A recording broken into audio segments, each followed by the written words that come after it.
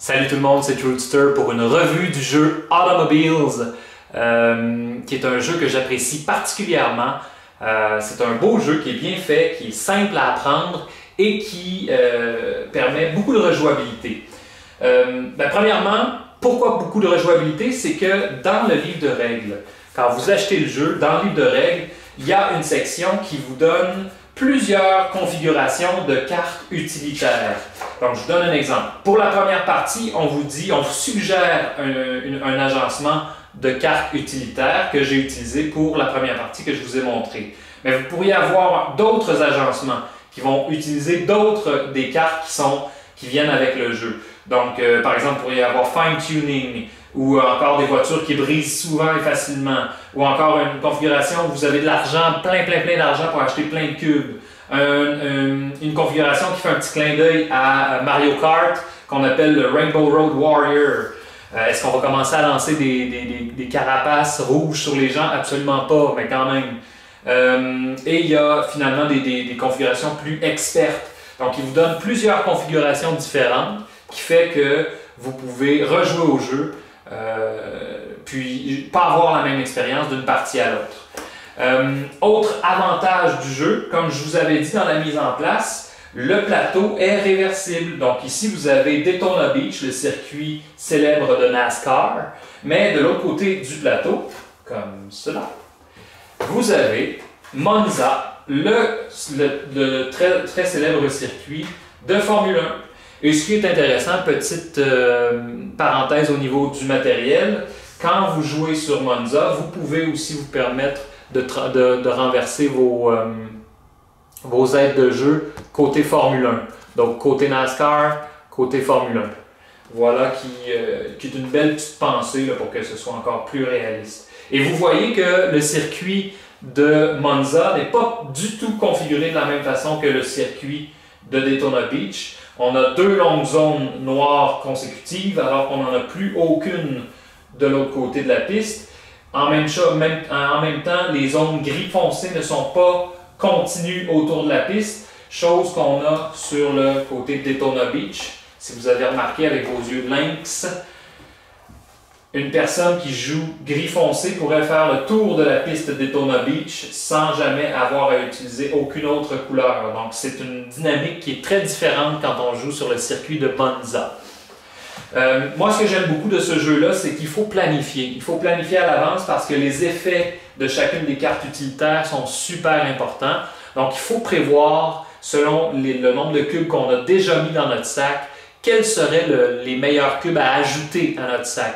Parce qu'il ne faut pas oublier que plus on ajoute de cubes, moins on a de chances de piger les cubes qu'on souhaite vraiment piger. Donc, il faut bien doser quels cubes on va chercher, de quels cubes on se débarrasse. Puis, il ne faut pas non plus générer trop d'usure, parce que l'usure vient embourber carrément notre jeu, vient ralentir notre progression autour de la partie. Donc, c'est sûr qu'il y a beaucoup de place pour la stratégie. C'est le genre de jeu que je recommande pour les joueurs avancés, mais ce n'est pas un jeu qui est hyper difficile, contrairement à d'autres jeux que je vous montrerai plus tard. Automobiles, je vous dirais que c'est l'entrée de gamme des jeux avancés. C'est pas un jeu, comme je disais, qui nécessite des parties et des parties pour se faire une idée de comment bien y jouer. Mais c'est un jeu qui nécessite quand même beaucoup d'anticipation pour pouvoir bien y jouer. Donc c'est sûr que je ne recommanderais pas ça à un enfant de 6, 7, 8, 9 ou 10 ans. Ils ne sont pas encore suffisamment développés au niveau stratégique, au niveau cognitif pour penser à long terme. Donc c'est un jeu, moi je pense qu'ils ont bien fait leur sélection. Là, si je regarde sur la boîte, ils nous suggèrent 14 ans et plus. Quand même, je vous dirais que c'est assez précis. Maintenant, comme je vous disais, dans le jeu, on retrouve 4 cartes utilitaires par couleur. Donc, il y a 4 cartes rouges, 4 cartes bleues et ainsi de suite. Ça fait une rejouabilité immense. Puis non seulement ça, mais vous avez c'est un des rares jeux où vous avez un réel pouvoir sur la longueur de la partie. Vous pouvez décider de faire une partie très courte avec 2 tours seulement. Mais vous pouvez aussi faire une partie beaucoup plus longue à 7 tours. vous allez voir qu'une partie à 7 tours, c'est vraiment pas la même dynamique qu'une partie à 2 tours. Vous allez devoir changer votre approche quand vous jouez une partie à 7 tours parce que au début, vous pouvez avoir une stratégie qui va vous faire avancer très rapidement, mais si vous ne gérez pas bien l'usure, à la fin de la partie, vous allez avancer comme une tortue. Au contraire, si vous pensez à trop long terme sur une partie à 2 tours, vous allez vous faire manger la laine sur le dos par les joueurs qui auront été pour une stratégie plus simple. Donc voilà qui est très intéressant pour ça. Autre chose que j'aime bien, c'est qu'on remplace les cartes, parce que dans le fond, c'est littéralement un deck building game. C'est un jeu où on construit notre paquet, mais au lieu d'avoir des cartes dans les mains, on les pige, nos cartes, à travers des cubes qui représentent chacune des cartes.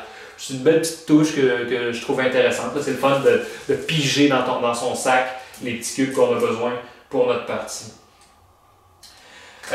J'ai eu l'occasion de jouer à Automobiles à 2 joueurs, à 5 joueurs, en fait à toutes les configurations de joueurs, et je vous dirais que optimalement, c'est à 4 joueurs que ça a été le plus agréable. À 5 joueurs, l'inconvénient qu'on trouve, c'est que ça peut être long, une partie. D'autant plus long que si on met beaucoup de tours, on va se rendre compte que ça s'éternise.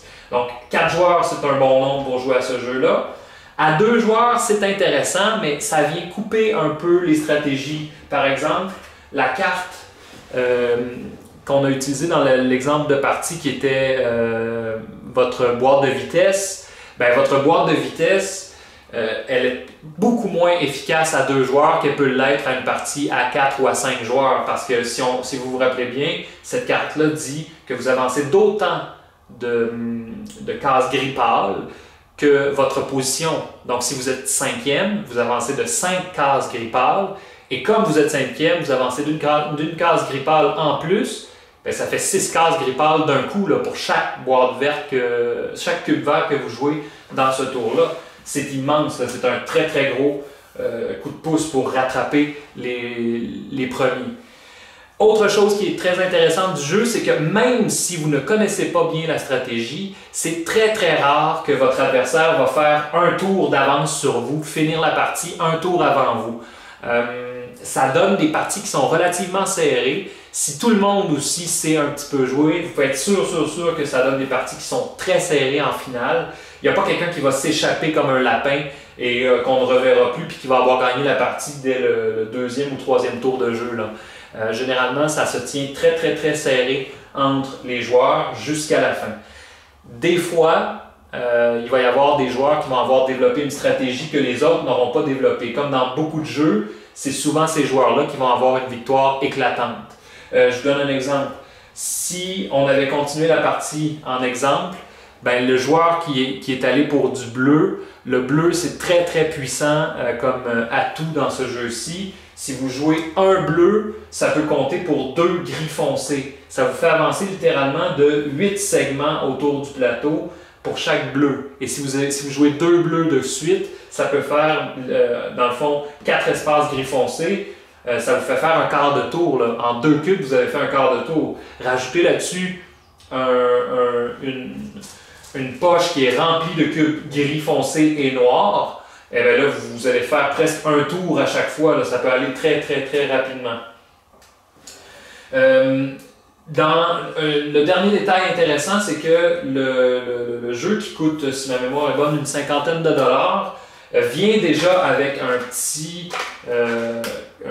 contenant à cubes.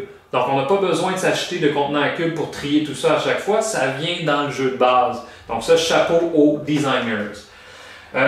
Les règles aussi, les règles sont bien faites, assez concises, on a des exemples visuels qui nous permettent de bien comprendre chacune des règles. Je vous avouerai qu'il y a des détails qui sont moins bien expliqués ou moins bien classés. Un de ces détails-là qui m'a pris du temps à comprendre, c'est comment un joueur peut utiliser les cases de ses adversaires. Je vous donne un exemple, cette petite image-là. Ça m'a pris du temps à comprendre le texte associé à cette image-là pour savoir si je pouvais le dépasser en utilisant l'espace de mon adversaire ou si j'étais obligé de le contourner pour faire progresser ma voiture. Donc ça, c'est un petit détail que j'ai moins bien aimé. la beauté aussi, c'est la compagnie. En fait, beaucoup de compagnies de jeux font ça. Mais je vous donne un exemple. Quand j'ai acheté le jeu, il manquait une poche dans le jeu. J'avais 4 poches au lieu d'en avoir 5. Alors, j'ai communiqué tout de suite avec la compagnie par courriel. J'ai dit, oui, bonjour, j'ai acheté un jeu, il manque une poche, est-ce qu'il y a quelque chose qu'on peut faire? Puis, ils m'ont renvoyé une réponse qui était assez rapide. Ils m'ont dit, oui, oui, il n'y a pas de problème, envoie-nous ton adresse, on va t'envoyer une nouvelle poche. Donc, j'ai reçu la poche peut-être 1 mois après avoir envoyé le courriel initial, ce qui est très bien. Puis, en même temps, je me suis dit, bon, ben, tant qu'à fignoler, je vais demander un nouveau témoin pour le joueur vert parce que mon ancien témoin pour le joueur vert était difforme, il avait été mal coupé. Donc, j'ai dit, pourquoi pas demander les deux ensemble. Ils ne m'ont posé aucune question, ils m'ont dit, oui, oui, pas de problème, on te renvoie tout ça. Puis, ça a été fait, comme je vous disais, en à peu près 1 mois. Donc voilà, c'était Truthster pour une revue sur Automobiles pour la chaîne Le Monde des Jeux. On se revoit très bientôt pour le prochain jeu, mesdames et messieurs. J'ai bien hâte de vous revoir. Bye bye!